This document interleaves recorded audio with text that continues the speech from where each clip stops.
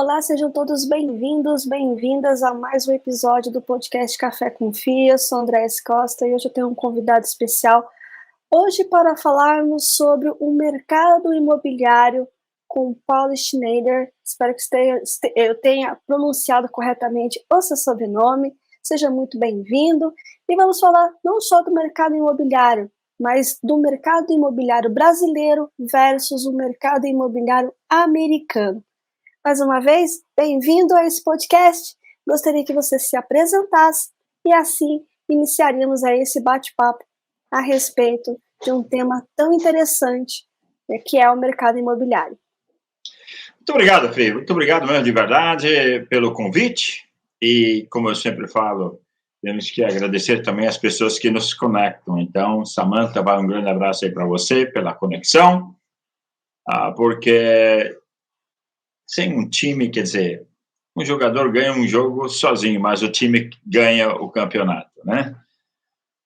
E por isso é importante ter uma boa equipe sempre ao redor. E agradeço imensamente por esse convite e espero poder contribuir com algo valioso e também motivar algumas pessoas a diversificar, como eu chamo. Exatamente, diversificação, costumamos chamar que é o último almoço grátis, então tem que aproveitar muito bem ele, né? Paulo, primeiramente, né, para aqueles que não compreendem, aqueles que não entendem, qual é a diferença existente entre o mercado imobiliário brasileiro versus o mercado imobiliário americano em termos de regulação, regulamentação e leis? Como é que funcionam esses dois grandes mercados, né? Eu posso falar do mercado americano com muito mais eficácia, com muito mais experiência do que o mercado brasileiro, até porque eu atuo praticamente nada, ou muito pouco no mercado brasileiro, porém estou aqui na América há 34 anos e há 30 anos atuando nesta área, entendeu? Entre financiamento de imóveis e venda de imóveis comerciais e residenciais, além de terras, né, fazendas e essas coisas todas, áreas industriais, empresas e por aí vai. Tudo que engloba o setor imobiliário, onde entram propriedades, a gente tem se envolvido um pouco, porque a exigência do mercado estrangeiro é muito grande, ele não vem só para comprar uma casa, ele vem para fazer um investimento no negócio comercial, e esse comercial seja ele um escritório, uma clínica, um restaurante, uma franquia, ou uma fazenda, ou um terreno para construir múltiplas unidades, para construir propriedades de depósitos, almoxarifados, e por aí vai, né? Então, tem uma série de afinidades, tem uma série de oportunidades e ou então meios que os estrangeiros investem, cada qual com o seu jeito e gosto. Tem alguns que gostam de lidar com o mercado de locação residencial, outros já detestam, porque tiveram péssimas experiências. E falando em regras, aqui as regras são bem straightforward, como se diz, diretas e objetivas. Você pode comprar o imóvel no seu nome ou pode comprar ele no nome de uma empresa. Embora em alguns estados, cidades, ou então condomínios, nós temos esses condomínios residenciais, você somente pode comprar no nome da pessoa física e não jurídica. Isso fora do estado da Flórida. Em geral, no estado da Flórida, você pode comprar como queira, no nome da pessoa jurídica ou física. E quero ressaltar que muitos brasileiros ainda pensam que eu tenho que ter alguma residência nos Estados Unidos para poder comprar um imóvel financiado. Não. Você não precisa ter residência fixa nenhuma, nem ser residente americano. A única coisa que você tem que provar documentação válida, passaporte válido, dinheiro, claro que é importante. E se você quer comprar financiado, você tem que provar uma certa linha de crédito, incluindo os seus ganhos do país de origem, nesse caso, vamos falar do Brasil. Então, o banco daqui, mais precisamente na região do sul do estado, da Flórida, do sul do país, quero dizer, o estado da Flórida inteira, o estado inteiro faz financiamentos, e alguns outros estados nos Estados Unidos, os bancos liberam empréstimos para estrangeiros. Nem todos os estados os bancos liberam para isso. Embora está se tornando uma coisa um pouco mais aberta, haja visto que a influência do estrangeiro já é muito grande devido ao capital líquido injetado aqui. Isso está alavancando as economias de muitas cidades, de muitos condados, e, logicamente, isso afeta o Estado de um jeito ou de outro. Então, para você comprar, a legislação é bem simples. Você compra, você fecha o negócio, no dia que a escritura é assinada ali, ela é em 40 minutos após a assinatura, a escritura é repassada para o seu nome, seja ela na pessoa física ou jurídica, e tirada do nome do vendedor. Então, isso é muito simples, muito rápido, muito rápido. A coisa que mais demora é encontrar o imóvel desejado. Esse que é o mais complicado. Now, o que é importante ali nesse meio?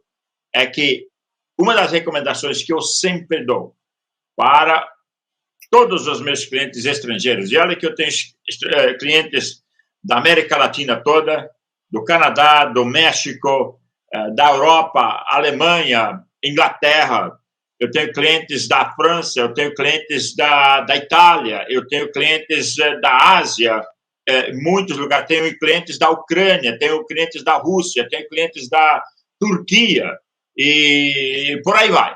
Tem muitos clientes, até de Malta, que é uma ilha do sul da Itália, eu tenho clientes, entendeu? Então, tudo é diferente para todo mundo, de acordo com a relação diplomática que esse país tem com os Estados Unidos, as exigências mudam, mas elas divergem um pouco no sentido do capital a investir.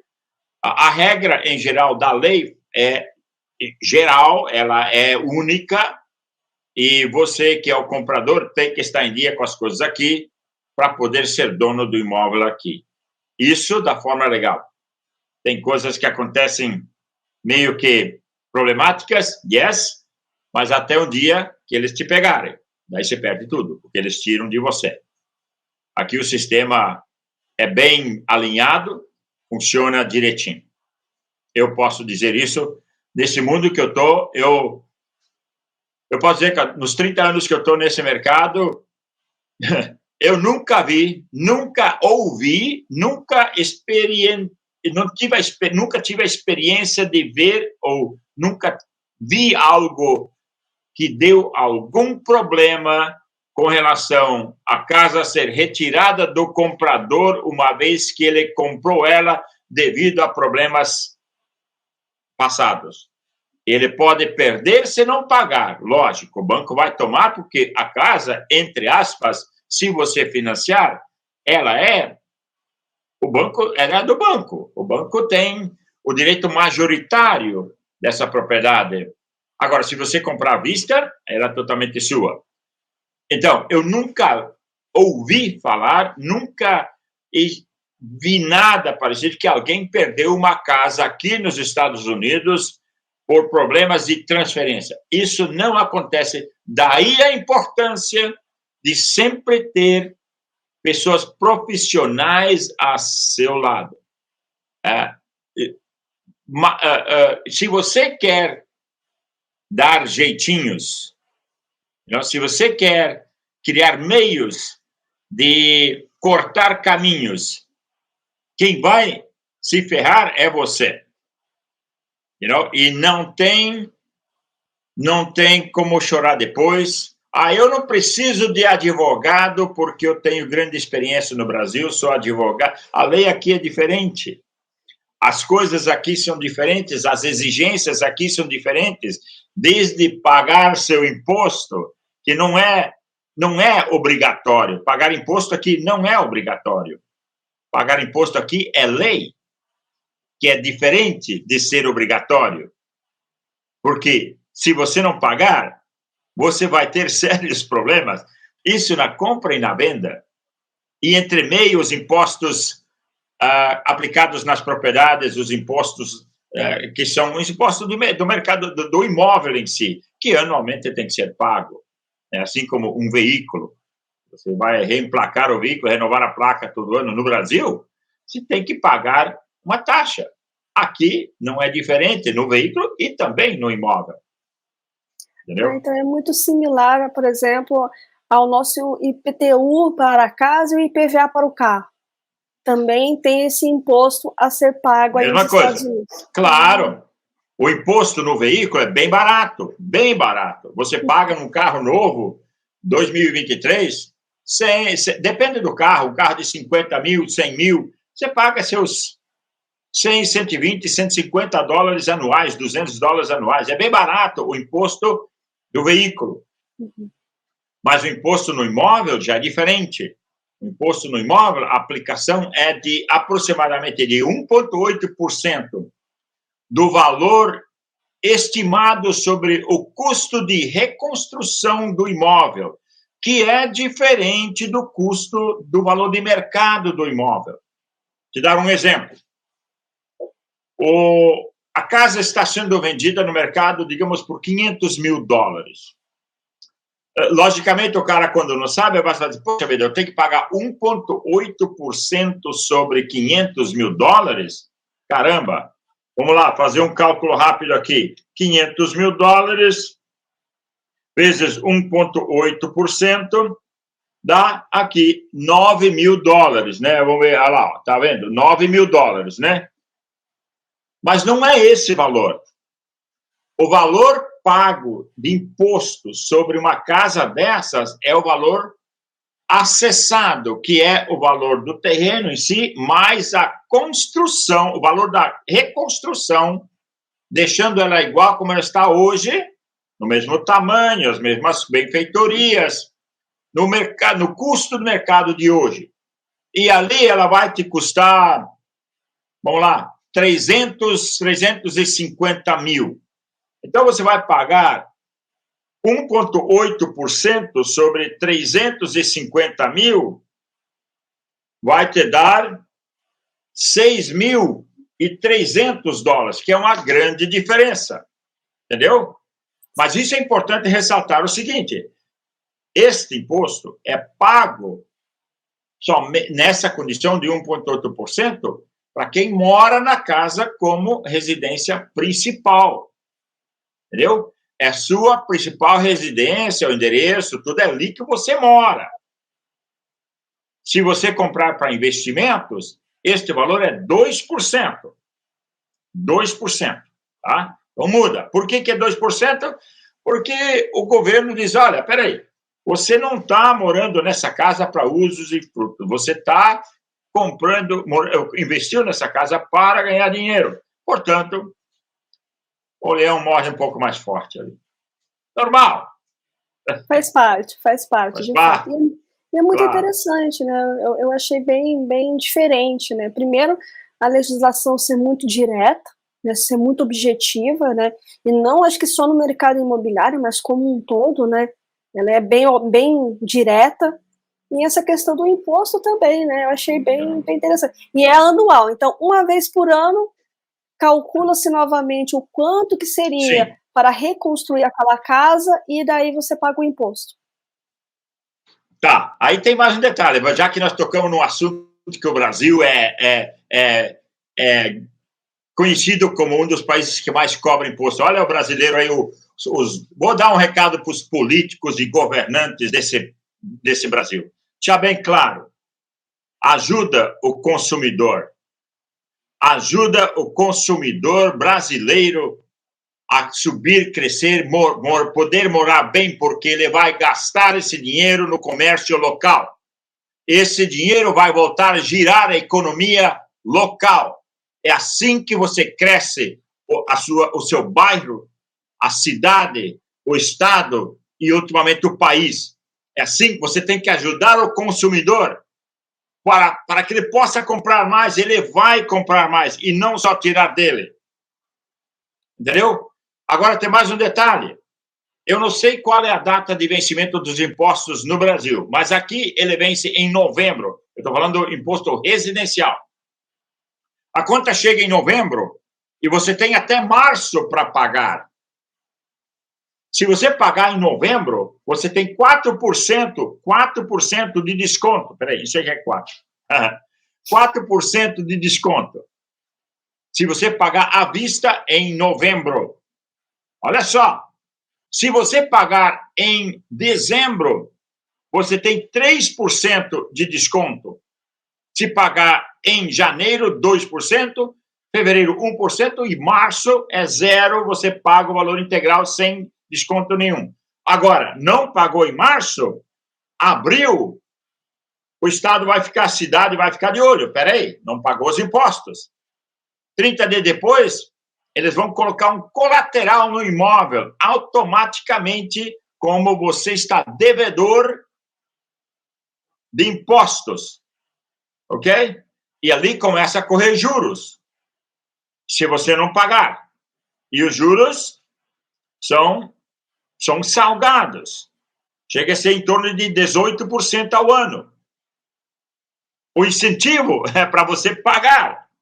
Por isso, 4%, 3%, 2%, logo no começo de desconto, é para ser um incentivo para que você não deixe de pagar. Agora, se não pagar, os juros comem. E não tem choro nem lágrimas. Você vai pagar. Se você não pagar, o governo chega a um ponto em que ele tem o direito de o que se chama de fazer o foreclosure, um impound.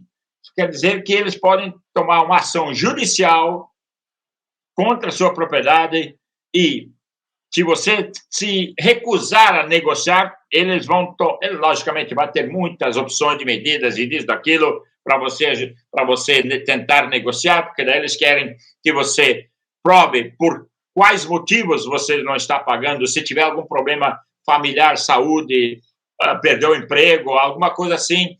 A corte analisa tudo isso aí, te dá um tempo que você precisa disso, daquilo, e alivia um pouco a situação. Mas, se você se recusar a atender todas essas exigências ou pedidos, aí eles vão para cima. É uma coisa que me veio aqui em relação a essas questões, né? Mas um ponto que você tocou que eu achei muito interessante, Paulo, é a questão né, nos Estados Unidos, né, assim como os outros países do mundo, por conta da pandemia, os bancos centrais elevaram as taxas de juros, né? Como é que está hoje, por exemplo, para fazer um financiamento residencial nos Estados Unidos? Olha, vamos falar do aumento dos juros. Nada mudou na questão das regras, nada mudou. O que mudou, o que aumentou foram os juros, mas tem uma razão bem clara e bem simples de explicar, porque quando as pessoas não entendem, começam a criar coisas e algumas pessoas que têm uma certa influência, bem ou mal, querem vender o peixe deles. Isso é muito ruim, porque falar sem fatos é um problema gravíssimo. E isso, notícia ruim corre muito rápido, e notícia boa, você tem que carregá-la todo dia para poder sair de porta em porta. E a notícia ruim, ela é que nem uma bomba, ela explode, e todo mundo em pouco tempo fica sabendo, os Estados Unidos aumentaram os juros que vai quebrar. Ó, eu moro nesse país há 34 anos. Eu passei por 4, 5 situações econômicas de recessões, tá? E todas as vezes o país se saiu rápido e muito bem. E não vai ser diferente do que de agora. A razão pela qual o governo federal e a principal, não é a única, mas a principal, o governo federal foi obrigado a elevar os juros de uma forma extremamente acelerada, foi em função para desacelerar o potencial superaquecimento dos valores dos imóveis. Queira ou não, a economia americana gera, de 35% a 38% da economia americana gera ao redor do mercado imobiliário. Então, se você deixar implodir o mercado imobiliário que retém a metade do movimento, um terço do movimento nacional, o impacto é indiscutível, é enorme. Não sei se você tem lembranças, mas em 2008, 9, 10 e 11, o mundo quebrou por causa dos problemas imobiliários que começaram aqui nos Estados Unidos. E isso nós podemos voltar na administração do George Bush Filho, logo depois da queda das torres, do atentado terrorista. A economia quebrou, ou melhor, caiu de uma forma violenta, não só nos Estados Unidos, como no mundo todo, porque tem muitas coisas vinculadas ao sistema financeiro americano. O mundo foi afetado. E pelo fato de não conseguir uma recuperação econômica rápida o suficiente dentro do primeiro mandato, ele estava muito mal nas pesquisas, precisou fazer alguma coisa.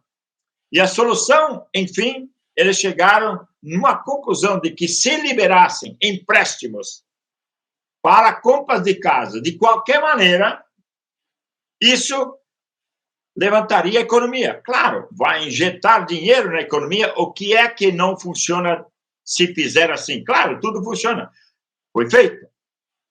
Aí a economia começou a se recuperar um ano antes da reeleição do George Bush, filho, que queria muito o segundo mandato. Lembra que ele é republicano?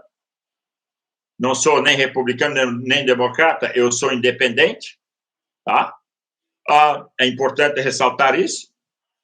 Mas o que foi que aconteceu? Ele liberou, ou foi para Wall Street, nos bancos principais, e disse: olha, eu preciso que vocês liberem empréstimos das formas mais simples possíveis para que a grande maioria do residente americano possa comprar com a maior facilidade e simplicidade, sem precisar dar dinheiro de entrada para comprar sua casa.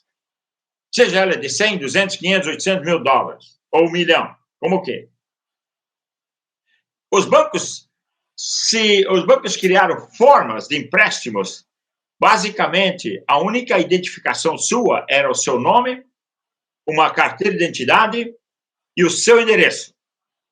Nada mais precisava ser colocado na aplicação para você obter 500, 600, 800 mil dólares de empréstimos e comprar uma casa qualquer aí com facilidade, sem entrada nenhuma, com 500 dólares no bolso.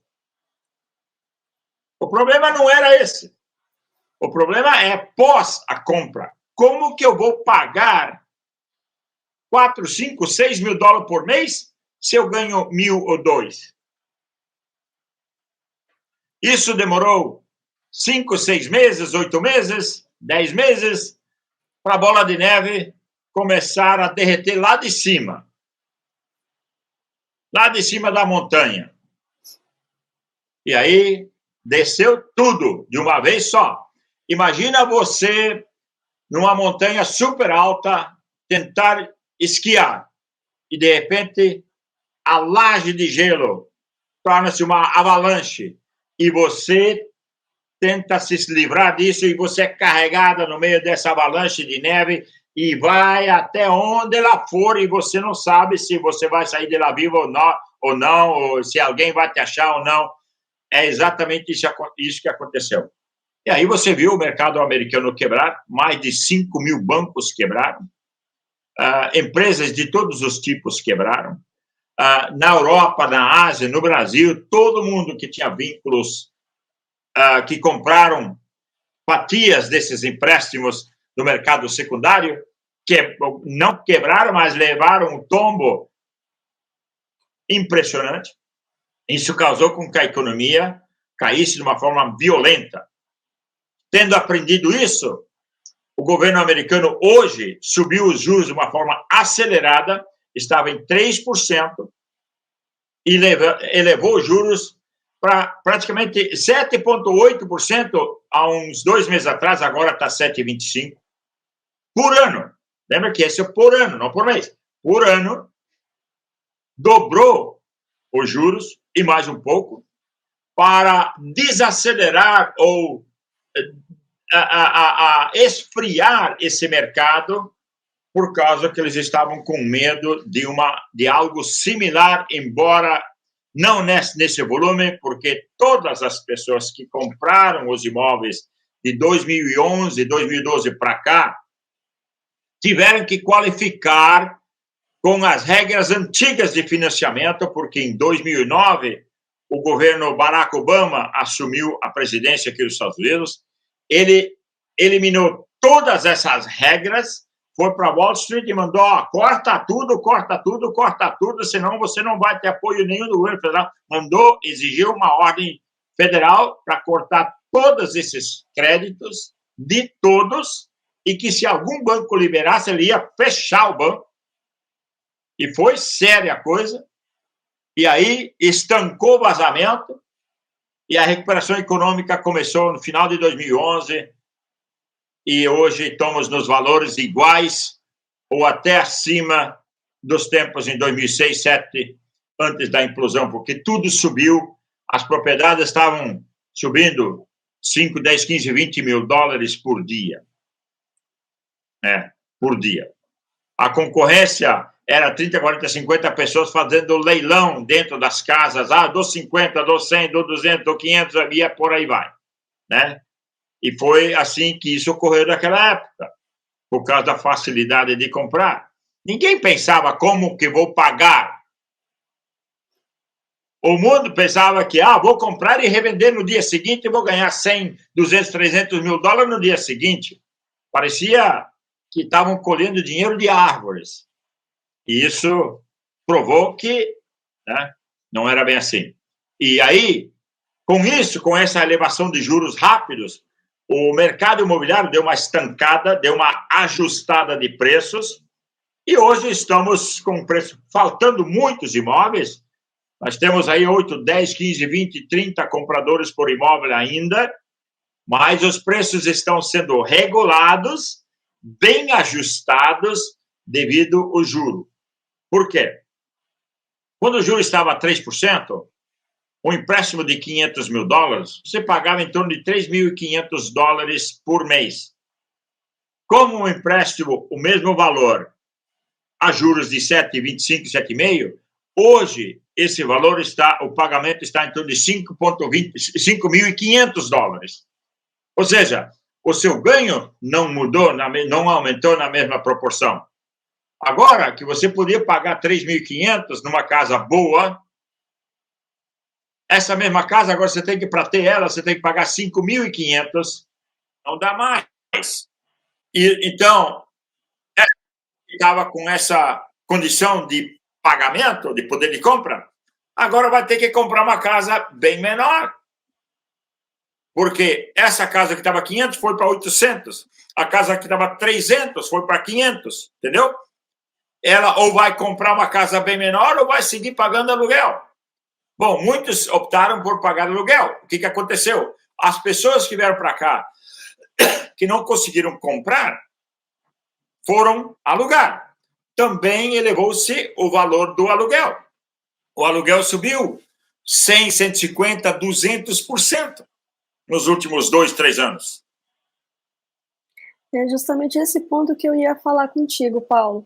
Essa demanda, né, que aconteceu por conta da pandemia para regiões como a Flórida, né, que vieram de outros estados, de outras cidades e acabaram aí com isso, como você bem colocou, fez com que aumentasse aí o valor dos aluguéis, o valor do imóvel em si, né? O que ocasionou essa migração de pessoas aqui? Durante a pandemia, como o estado da Flórida é um estado bem ensolarado, nós temos 2 ou 3 semanas de inverno. O inverno, você coloca uma jaqueta como essa aqui e olha lá. Eu quero muito, porque eu morei em Boston muito tempo.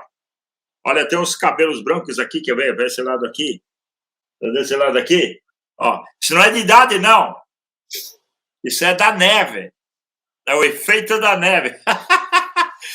Não, mas o fato é que eu morei nos Estados Unidos boa parte da minha vida. 20 anos, 21 anos. Eu sei que o inverno é terrível, é complicado. E durante a pandemia, logicamente eu já estava aqui, mas eu já moro na Flórida agora, vai para 14 anos. Bom, fez 13 anos agora há pouco tempo. Em julho, dia 25, 28 de julho, fez 13 anos. Mas o pessoal que mora em clima frio, durante essa pandemia, tudo ficou fechado, você ficou travado dentro da sua casa, você não podia sair, não podia enfiar a cabeça para fora, que você congelava, não podia fazer nenhuma coisa na rua, tudo que era coisa de comércio lá fora estava tudo fechado.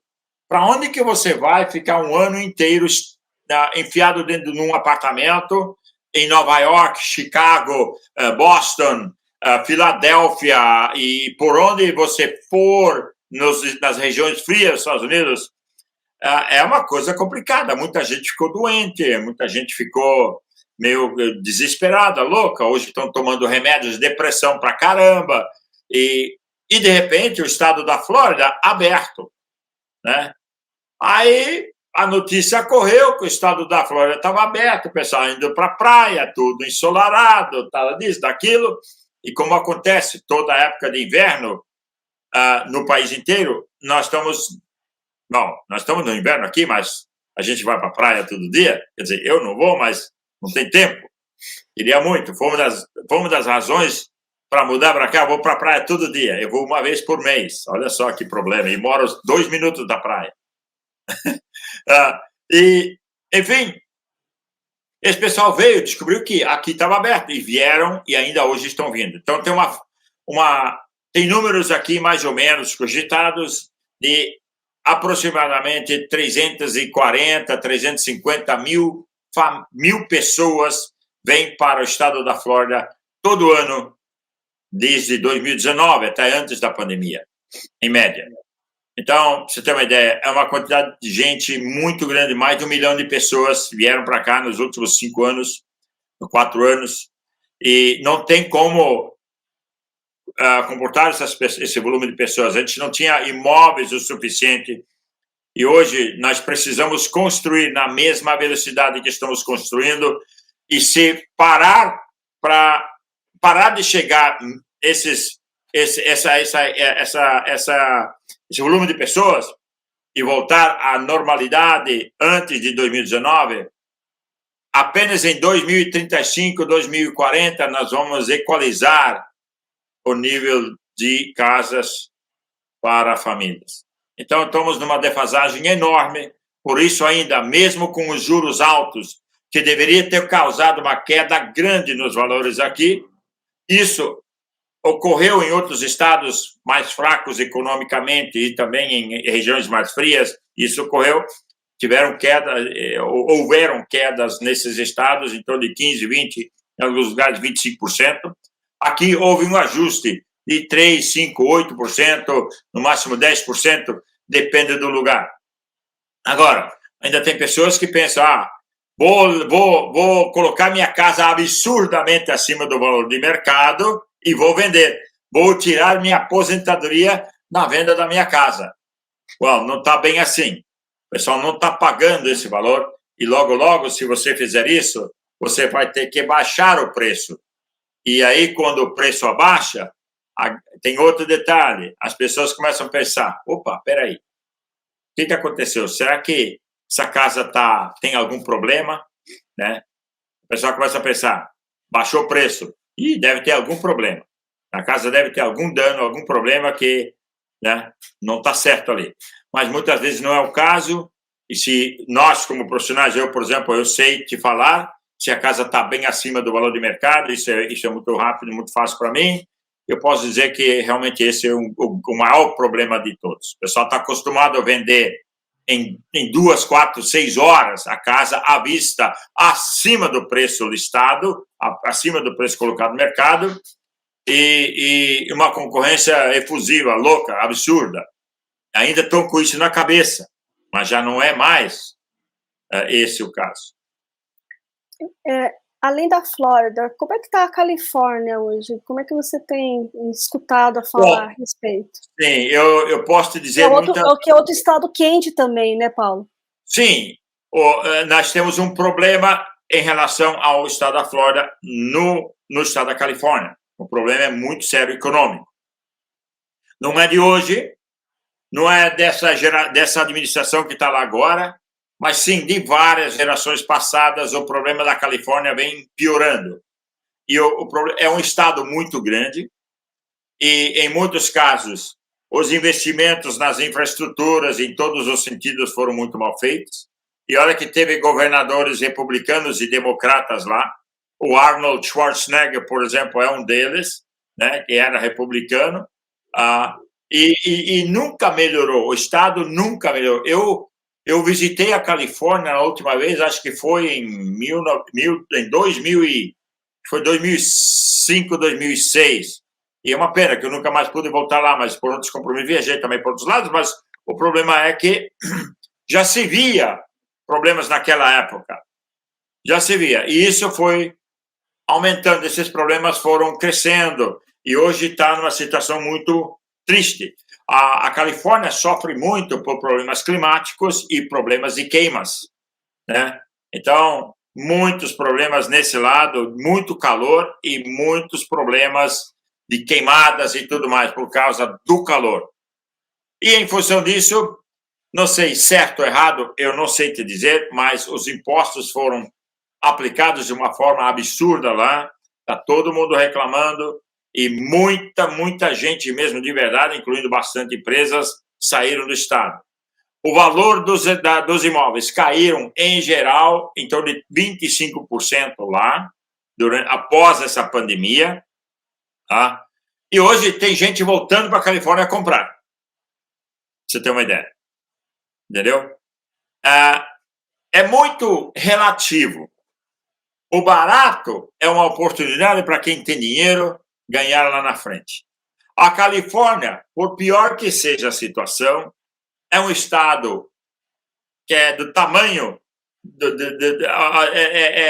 é a oitava economia do mundo, para você ter uma ideia. O estado da Califórnia é a oitava economia do mundo, para você ter uma ideia.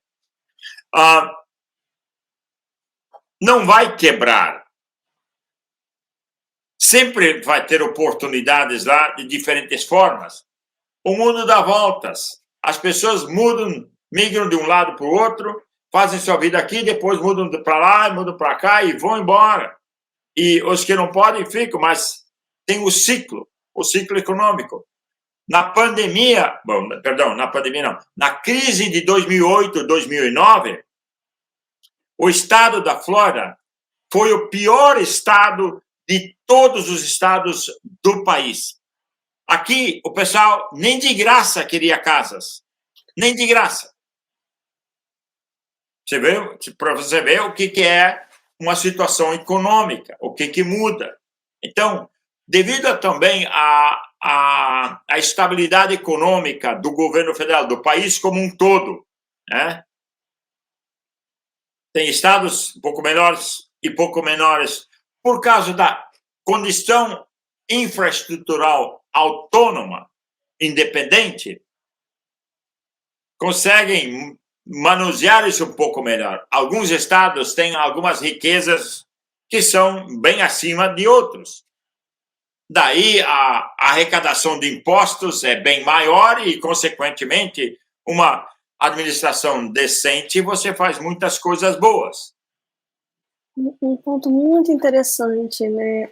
Justamente, eu vi alguma coisa a respeito, falando da Califórnia, por conta dos impostos, muitas empresas indo o Texas e para outras regiões, e essa parte infraestrutural que você pontuou é algo muito interessante e importante destacar, porque imagina, né, a Califórnia é um estado que tem as maiores empresas de tecnologia e sofrendo por conta de infraestrutura. Olha só que contraponto, né, Paulo? Veja bem, agora você tocou num ponto muito interessante. A grande maioria, as 100 maiores empresas dos Estados Unidos, sabe quanto elas pagam de imposto? 0. Olha só. Tem incentivo do governo. Por causa das condições que eles têm de abater tudo, acabam pagando 0. Na minha opinião, isso está muito errado. Está muito errado. O governo atual quer... E olha, você vê o estado da Califórnia, o estado que você tem razão, tem o maior volume de empresas dentro dos Estados Unidos lá. Isso que é outro problema, que o pessoal, quando fala que o estado da Califórnia está quebrado, porque é má gestão. Bom, eu vou aumentar o imposto da casa por quanto? Eu não posso ter que cobrar 5, 8, 10% no imposto, no IPTU. Você está interessado em pagar? Aí eu consigo recuperar a economia. Mas a política faz com que eu não possa cobrar imposto, não posso obrigar as empresas a pagar mais imposto, porque tem essa brecha que eles podem usar tudo que é dedução e pagar 0 de imposto. As universidades pagam 0 de imposto. As igrejas pagam 0 de imposto. Eu, honestamente, eu sou contra isso. Imagina, você estuda numa universidade, paga 50, 80, 100 mil dólares por ano e a universidade é isenta de pagar imposto. Cara, elas têm os melhores locais dentro de alguns estados. Os prédios, as terras, os terrenos, os bairros mais caros e pagam 0 de imposto. Isso custa para o Estado uma fortuna. Uma fortuna. Alguém tem que pagar por isso. Qual é aquele número? São centenas de milhões. Em certos estados, são bilhões. Alguém tem que pagar. E se você não tiver uma arrecadação boa o suficiente, a balança vai ficar em vermelho. No caso da Califórnia, o calor e as queimadas, o governo tem que alocar uma certa quantia de dinheiro que é para, vamos lá, para infraestrutura ou para educação. Agora tem que alocar para as queimadas, porque não consegue mais arrecadar o suficiente. Não tem mais por onde correr, em grande parte, para arrecadar mais. Todo ano, o imposto predial, que é o IPTU, é aumentado um pouco, numa pequena margem, mas não pode matar o consumidor, o dono da propriedade, por causa disso, porque senão complica mais ainda. Então, existe um problema de certos meios de arrecadação. O governo federal atual, o presidente atual, está colocando uma regra federal e, se passar, vai ser muito bom, vai ser um alívio para o consumidor comum, que é o empregado, que é dono da sua casa, que não é um empresário grande, de taxar as grandes empresas numa média de 25% de imposto. Eu pago 28%, 30%, em alguns casos até mais. Por que uma empresa não pode pagar? Por que eu tenho que pagar pela empresa e os grandes líderes dentro das empresas sacam centenas de milhões anuais de bônus distribuídos para os grandes os maiores líderes, CEOs e grandes diretores dentro das empresas por causa disso, porque eles não precisam pagar esse imposto. Então, esse dinheiro sobra para distribuir como royalties, que é, em português, como é que fala? Dividendos. Os dividendos. Dividendos. Por isso, quem é acionista multimilionário quer que essa regra segue. Vamos pagar zero de imposto para que sobra mais para mim. Dane-se quem não faz parte disso. A balança está desequilibrada. Eu sou capitalista. Eu tenho negócios, eu quero fazer meu dinheiro. Mas eu também quero estradas boas, eu quero escolas boas, eu quero segurança, eu quero boa infraestrutura, eu quero tudo aquilo. Mas isso custa dinheiro. Como é que você arrecada dinheiro? A cidade, o condado, o estado, o governo não é uma empresa. Ele só tem uma fonte de renda, que é a arrecadação de imposto. Nada mais. Só tem isso. Se não tiver arrecadação suficiente, vai haver uma defasagem em algum lugar. Em algum lugar você vai ter que segurar as pontas. Espero que não dá um desastre. Aí dá um desastre, você tem que tirar um fundo de emergência de um para colocar, estancar o buraco do outro. Administrar um órgão público em defasagem econômica não é brincadeira. Não é um caso muito sério, mas existe por causa dessa política. Então, eu acho que a balança, isso existe em qualquer país do mundo, no Brasil também, mas eu acho que essa balança ali está desequilibrada. E sabe quem que paga depois? Consumidor. O consumidor. Sempre cai nas costas do consumidor. Sempre cai. Vamos pagar mais imposto. Peraí. Não é necessariamente culpa do governo porque você paga mais, ou culpa do presidente, culpa do governador, culpa do prefeito que você tem que pagar mais imposto. É a regra imposta para todo mundo. Você é obrigado a pagar essa margem. Você não consegue pagar menos imposto por quê? Porque você é limitada nas deduções. A corporação tem daquilo e mais um pouco. E por isso pagam zero. A grande maioria delas, zero. Né? Então, esse é um problema sério. É no Brasil, é aqui, na Europa, em tudo que é lugar. A falta de arrecadação de imposto traz problemas econômicos em qualquer lugar. Em qualquer lugar. Certo, tem suas más administrações, tem suas exceções às regras, onde os caras são corruptos, e isso não pode ser tirado da mesa. Isso é fato. E ainda falando um pouquinho, né, sobre a parte de imóveis e tudo mais, como é que tá, qual é a parte mais demandada dentro da Flórida, né, já que é o estado que você tem mais conhecimento a respeito? Você falou, a pergunta eu não entendi direito, a parte mais demandada, é isso? Isso. Bom, a grande maioria ainda compra para usufruto, né? Para si mesmo, compra um imóvelzinho, quer tirar um capital de lá, trazer para cá, para ter alguma coisa aqui. Vem para cá, usa, e agora estão pensando em alugar, tirar um dinheirinho durante o período que eles não usam. E esta é a melhor coisa que tem. Eu tenho 3 ou 4 fatores muito importantes que eu vou citar agora, os benefícios de investimentos aqui, os melhores benefícios de investimentos.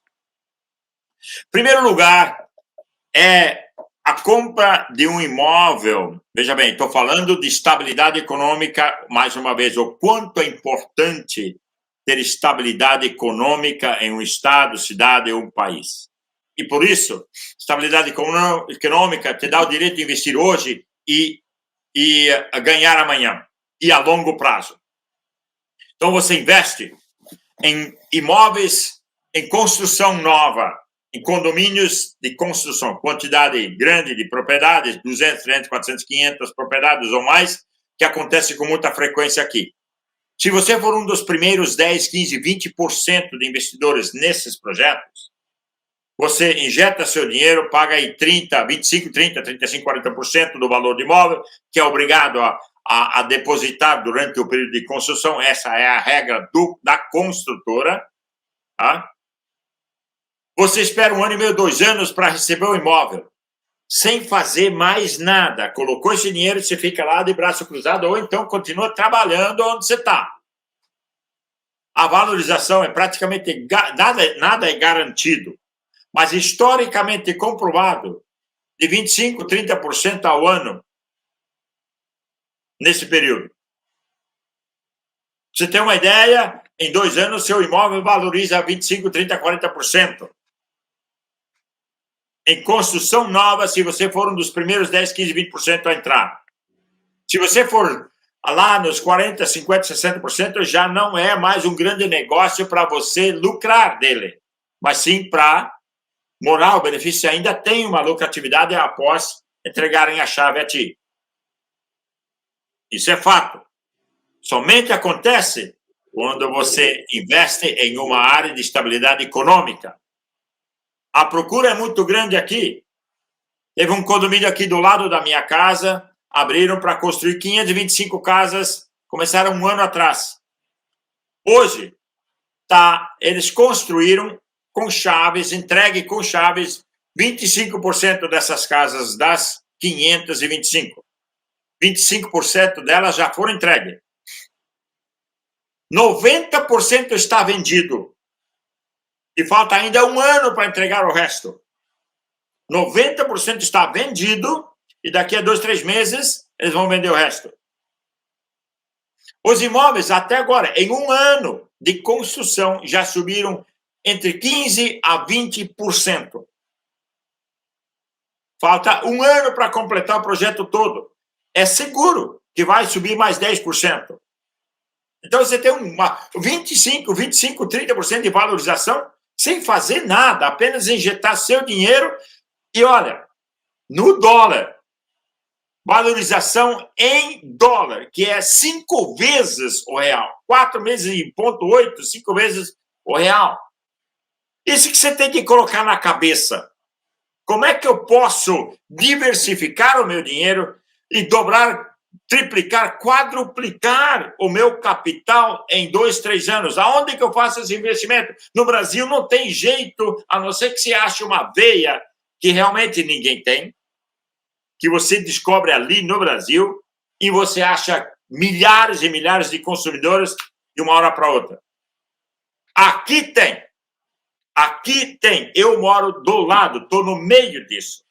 Eu posso lhe assegurar, se vocês me seguem nos canais do canal Chá da 5, Balneário Camboriú, eu falo ali sobre o mercado imobiliário daqui. E vou falar em breve na Rede TV de Tocantins sobre o mercado imobiliário daqui. Tenho vídeos no meu YouTube, tenho vídeos no meu Instagram sobre o mercado imobiliário daqui. E falo muito sobre, vou falar muito mais sobre isso. Porque a ideia de você, às vezes as pessoas têm medo de tirar o dinheiro de lá, mas como que você tira 100 mil dólares do Brasil, são 500 mil reais. Se investe no imóvel aqui, daqui a 2 anos valorizou 25%, 30%, você tem 130, 140, esses 30 mil a mais valorizaram 150 mil reais. E você tem um imóvel que vale, que é tangível, não é só o intangível. Dinheiro é intangível, investir na bolsa é intangível. Você tem um imóvel que você pode usar aqui, vir morar, em vez de pagar hotel ou coisa assim, pode alugá-lo e fazer o que você desejar. Então, quer diversificar os seus investimentos? Este é um dos pontos, uma das formas de investir.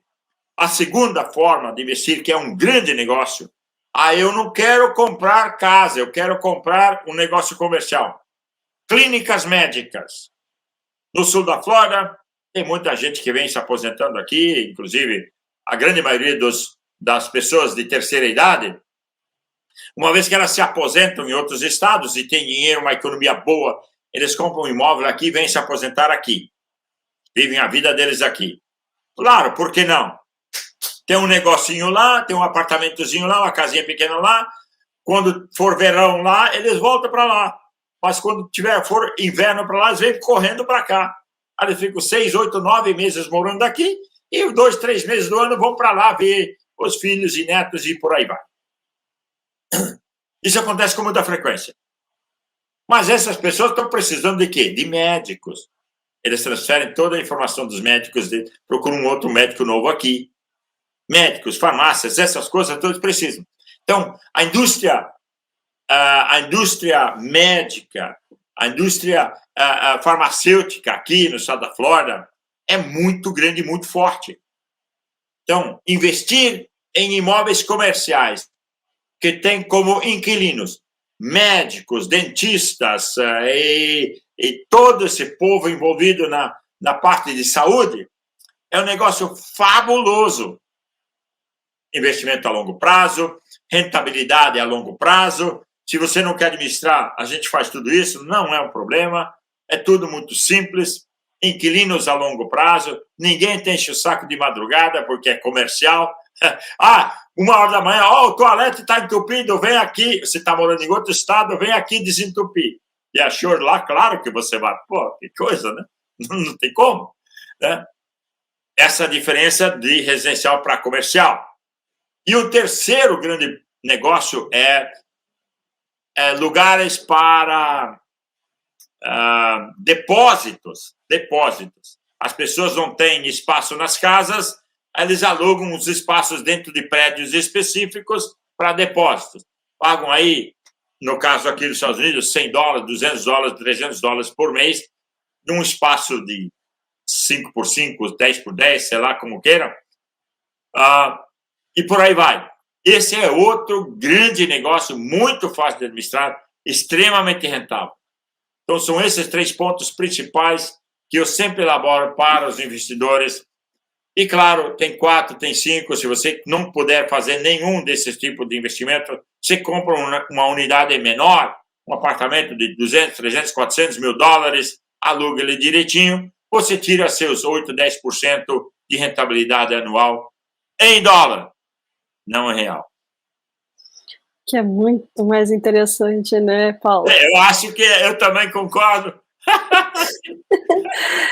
Exatamente, ou seja, você está fazendo uma diversificação dupla, né? Aliás, tripla. País, né, ou seja, localização, né, geográfica, em moeda e em ativo, né, que é um imóvel ali para você. Claro. Olha, desde os tempos que eu moro aqui, o aluguel sempre aumentou. Os imóveis fizeram isso aqui, mas foram subindo com o tempo, né? Quando, em 1995, 96, as casas aqui, em média, custavam 200, 250 mil dólares aqui na Flórida. Essas mesmas casas têm 800 mil dólares, 1 milhão hoje. Tá? O aluguel era 800 dólares, 700, 800, 900 dólares, um apartamento de 1 ou 2 quartos. Hoje é 2.500, 3.000 dólares. Né? Então, não é para aumentar tanto, é para aumentar 5, 8, 10% ao ano. Mas a força econômica e a procura, a enorme procura, e faz com que isso aconteça, força o mercado a subir, é a oferta versus a demanda. Entendeu? Quanto nós temos de mercado, de imóveis no mercado, e quantas pessoas estão procurando imóveis. Então, se você tem uma grande demanda e não tem oferta, I'm sorry, alguém paga o preço. E vão pagar. Dinheiro não falta aqui. É um estado, é um país muito rico. Mais uma vez, estabilidade econômica traz riquezas para você, o seu bolso. É isso que dá. Você faz investimentos diversificados dentro do seu próprio país, quando você tem estabilidade econômica, que te dá o direito de crescer o seu capital, de aumentar o seu capital. Não é que nem o Brasil, o cara tem que esconder o dinheiro para que ele não desvalorize 50% no dia seguinte. E assim, mesmo assim, não tem jeito, porque a desvalorização é virtual, é invisível.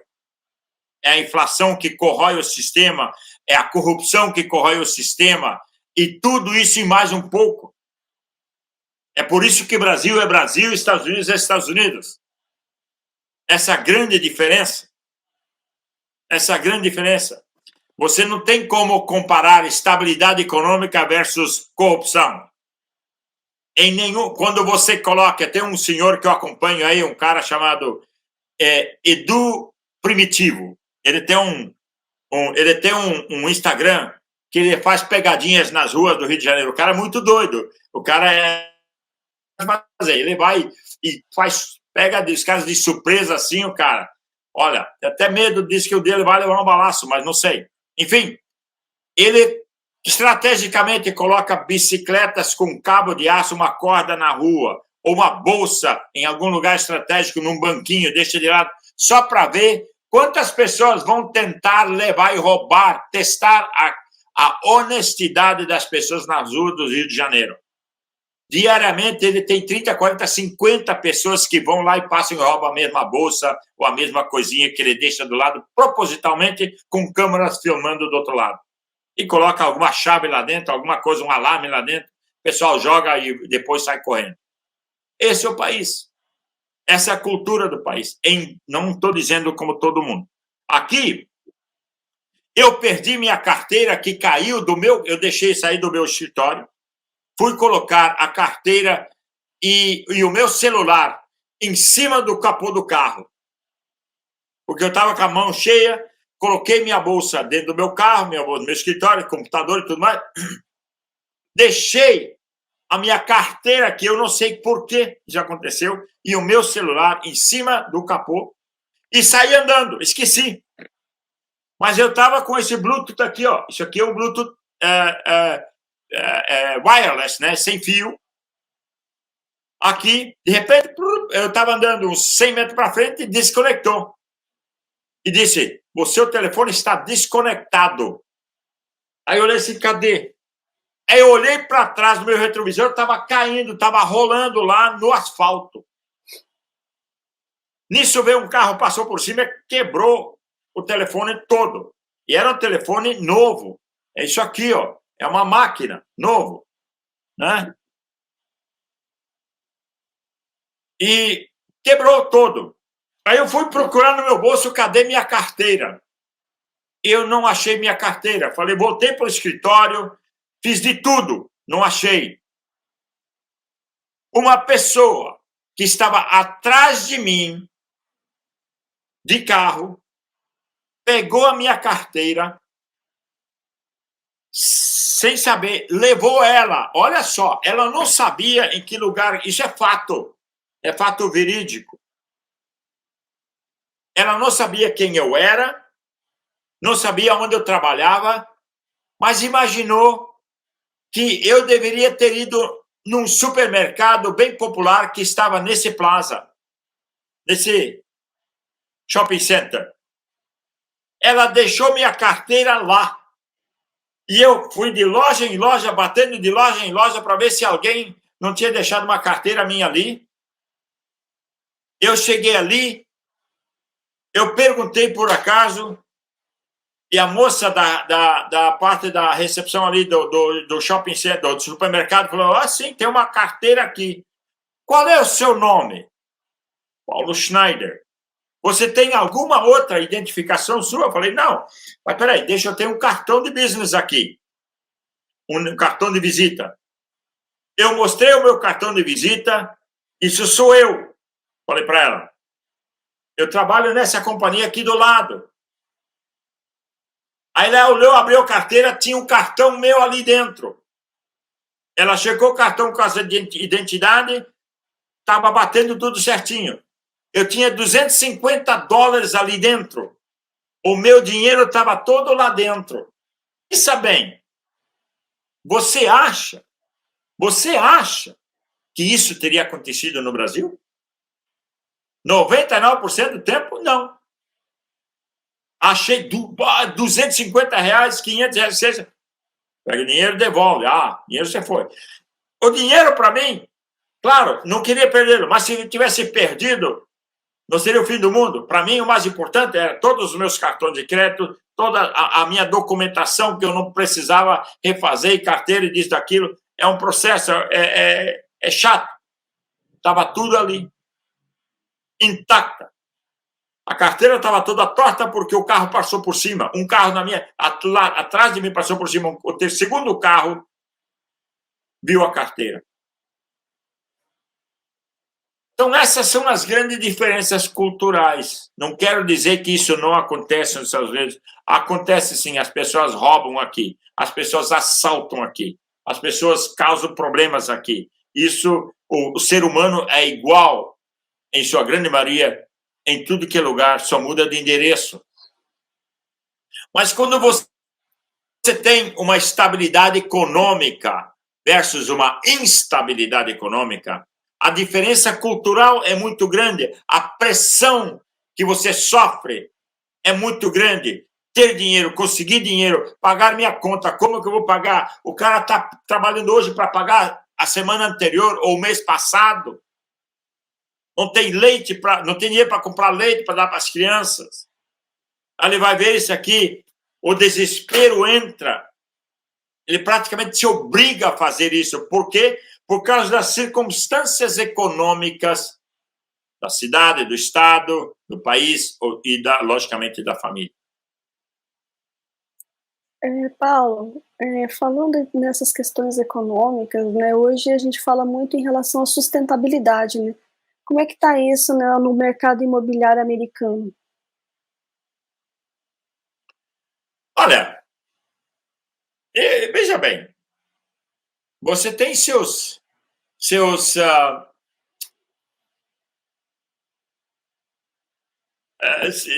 pontos ali que são importantes, porque cada estado é diferente. Nós estamos a sustentabilidade no sentido de poderio, de desenvolvimento. Em certas cidades aqui, não tem mais o que fazer. Tem que expandir, tem que sair para fora, tem que ir mais para longe. Não tem mais aonde construir. Entendeu? Então, o que vai acontecer? Os custos estão sendo elevados, as pessoas de baixa renda são forçadas a saírem, queiram ou não, porque não conseguem mais pagar. Então, elas têm que viver num lugar mais distante. Se elas não têm transporte próprio, fica mais complicado, elas vão ter que achar um lugar para trabalhar perto de casa. E aí, perde-se aquela mão de obra. Tudo tem consequências. Mas, em geral, tem certas cidades aqui nos Estados Unidos que o transporte público é muito bom. Em outras cidades, o transporte público é péssimo, é horrível. Não tem. Se você não tem carro, ou tem uma bicicleta com bateria que você pode voar, ou uma motocicleta, você não chega no seu trabalho. Você não consegue chegar lá. Então, tem certas cidades com esse problema econômico por aí. E tem outras cidades que têm uma infraestrutura bem melhor. Por exemplo, se você for para Nova York, Boston, em alguns lugares, outras cidades, Chicago, você tem uma infraestrutura de transporte público muito melhor do que, por exemplo, aqui, o estado da Flórida é terrível. O transporte público no estado da Flórida é um dos piores que você pode ver dentro do país. Não tem. Quase é muito pouco e mal, muito ruim. Entendeu? Então, se você não tem um carro aqui, você sofre. E sofre muito. Ou seja, aí também tem alguns pontos de infraestrutura necessários aí, principalmente a mobilidade urbana. Yes. Agora estão entrando com algumas cidades, dentro do centro das cidades, criando uma fórmula diferente de morar, trabalhar e se divertir. Então, Live, Work and Play. Esse é o nome dado ao projeto futuro. Os jovens não querem mais carros, eles trabalham no mundo da tecnologia, tem um mobilete, tem um scooter, né, elétrico, aluga daqui, vai dali, vai lá, deixa lá, pega outro aqui, vai para cá, e daí pega outro aqui, vai para lá, e por aí vai. Isso está acontecendo muito em certos bairros de certas cidades, porque os jovens de hoje, muitos deles não conseguem pagar todas as contas, porque o ganho ainda não é o suficiente, então eles têm aluguel para pagar, eles têm o carro para pagar, ficaria muito caro, tem estacionamento para pagar, é caro, seguro para pagar do carro, é caro, né? E se você não ganhar mais de $100 mil por ano aqui em certos lugares, você não tem como viver muito bem em certas cidades, se esses gastos aí vão te levar 70%, 80% do salário. Então, você tem que tomar bastante cuidado. Por isso, esse pessoal não quer mais carro. Eles querem carros. De uma e outra vez, se eles querem viajar longe, eles alugam um carro, né? Então, tem muita coisa interessante. Mas a mudança é constante, filho. A mudança é constante. Todo dia você vê inovação. Todo dia. Todo dia. Que é bem interessante. Exatamente.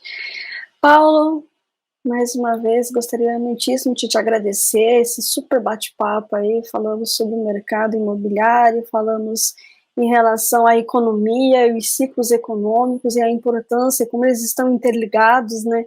Por isso é importante tratá-lo deles. Como é que está a situação, né, em termos nos Estados Unidos, né, no mercado como um todo, e como que um puxa o outro e um realmente, né, tudo um interligado ao outro, inclusive a tecnologias e inovações existentes, e como que as cidades e a população vai se adaptando a essas inovações. Gostaria que você deixasse as suas considerações finais e as mídias sociais aí para o pessoal lhe acompanhar. Bom, muito obrigado mais uma vez por essa oportunidade, logicamente, mas olha, eu quero deixar um recado a todos os investidores que ainda estão com um pé em cima do muro, né? Tem muita gente no Brasil que já experimentou investir aqui, muitos se deram muito bem e alguns não se deram muito bem. E a razão é simples, é quem você procura para te ajudar aqui, entendeu? Então, é o profissional que você escolhe que vai te assessorar aqui. Se você escolhe alguém, tem muitos que vêm para cá que tem um ego tão grande que a gente vê o ego lá no céu dos caras, né? Uma luz pontando lá no céu, você olha para cima e diz, putz, o cara, não, eu sou um cara bem sucedido no Brasil, não preciso de ninguém aqui. Um ano depois está quebrado, vai embora e culpa a América por ser um país muito ruim para investir. Você ganha e perde. E a diferença é a sua capacidade de investir. Aonde você investe, com quem você investe, como você investe e quem você escolhe para te ajudar a assessorar. E ninguém sabe tudo, você pode ter todo o dinheiro do mundo, mas se você não conhece a área, você pode muito bem fazer um péssimo negócio. Porque uma coisa é certa, todo mundo quer te vender e vai te vender. Todo mundo quer te vender e vai te vender. Se você vem para comprar, eles vão te vender. A diferença é que a compra que eu faço, ou que estou fazendo, ou que eu fiz, foi um bom negócio ou não? Eis a questão. Porque eu não conheço uma pessoa sequer, vou investir para perder tudo que eu tenho. Eu nunca ouvi alguém falar isso. Todo mundo quer investir para ganhar, para maximizar o retorno do investimento, para maximizar. E ninguém para perder. Então, a diferença é quem você escolhe para trabalhar, para te assessorar. Eu já estou nesse mercado há muito tempo, há 30 anos. Tá? Conheço a América melhor do que eu conheço o Brasil. Sou mais americano que brasileiro. Mais da minha vida, a maior parte da minha vida moro aqui. Conheço e falo, desenvolvo bem a minha cultura aqui, a língua, o idioma. Conheço bem a cultura aqui. Eu falo melhor inglês do que português. O meu português é meio duvidoso aí às vezes, mas eu me viro bem melhor. Adoro oratória pública, faço palestras motivacionais, faço palestras de apresentação de negócios, e isso é muito importante. Para mim, esse é um fator extremamente motivador para mim. Tenho conhecimento dessa área, eu devo ter, porque já estou tanto tempo nessa área. E se eu não conheço tudo, não sei de tudo, mas se eu não souber, eu tenho as fontes. Esse não é um problema. Tem uma equipe de assessores aqui do meu lado na parte da legislação, as leis do país, tanto quanto internacional como nacional, para quem vende lá, para quem vende lá como pessoa física, para quem vende lá como pessoa jurídica. Tá? Isso aí é sagrado. Tenho toda uma equipe preparada para cuidar da parte de tributação, tanto nacional como internacional. Se você quer abrir uma empresa, uma filial da sua empresa, o que você tem que fazer aqui? Se você quer trazer um negócio de lá para cá, o que você tem que fazer aqui? Como que você tem que se preparar aqui para evitar ter taxação dupla? É um dos grandes problemas, dos erros de investimentos que o pessoal faz aí, porque acha que sabe, ou pega assessores que não têm a experiência. Tá? Se você descer do aeroporto aqui e perguntar, eu vou vir aqui, estou vindo para cá para comprar casas. O cara que tira a mala do carrinho do avião lá e joga naquela correia lá é corretor e vai te vender um imóvel. Quanto ele sabe, é duvidoso. Né? Então, a gente está nessa área por muito tempo, temos um conhecimento bem extenso na área de financiamentos. Você que não pode comprar à vista ou não quer, e em muitos dos casos até sugiro que você não deve comprar à vista. Se você tem o dinheiro para comprar um imóvel de $1 milhão à vista, compra 2 ou 3 e financia a diferença em cada um. Você pode dar 35% de entrada em cada imóvel e compra 3 em vez de 1. Aluga bem. Vamos trabalhar num projeto que o aluguel paga todas as contas e sobra um dinheiro para que você não precise mais tirar um centavo do bolso. Investe, diversifica, e em pouco tempo você pode terminar de pagar esse imóvel. Ele te dá uma rentabilidade que pode te garantir uma aposentadoria fabulosa em dólar, vivendo no Brasil. Vivendo no Brasil. Em dólar, vivendo no Brasil. Não faça o contrário. Não queira viver da aposentadoria brasileira aqui nos Estados Unidos. Se você pode, méritos seus. Se você ganha milhões, méritos seus. Vale a pena. A vida aqui, a segurança que você tem aqui é extraordinária. É sem igual. Tá? Sem igual. Se você escolher bem onde você for morar. Por isso estamos aqui. Nossa mídia social aí está, o Instagram é pschneider2000. O meu website é pauloschneider.com. Eu tenho aqui o meu canal do YouTube, Paulo Schneider 5533, o 5833 está aí. Se puder colocar tudo aí para que quem quer nos falar com a gente. E o meu e-mail é pschneiderfl de Flórida, as iniciais do estado, @gmail.com. Vamos deixar tudo aí. E para quem quer tirar dúvidas, estamos à total disposição. E o meu celular, que você pode torná-lo como o WhatsApp, é +1 954 857 1282. Maravilha. Estarão todos aqui na descrição, tanto no vídeo que irá no YouTube, quanto nas plataformas de streaming. Mais uma vez, Paulo, muitíssimo obrigado, super bate-papo, e voltará mais vezes aqui para a gente conversar a respeito. Como estará em 2024? Claro! Olha, eu gosto, como você já percebeu, eu gosto de falar. Mas eu também gosto de passar informações, eu acho que o importante é passar informações úteis. Passar informações que o consumidor pode tirar uma peça daqui, uma pecinha de lá e aplicar. E eu vou finalizar com isso.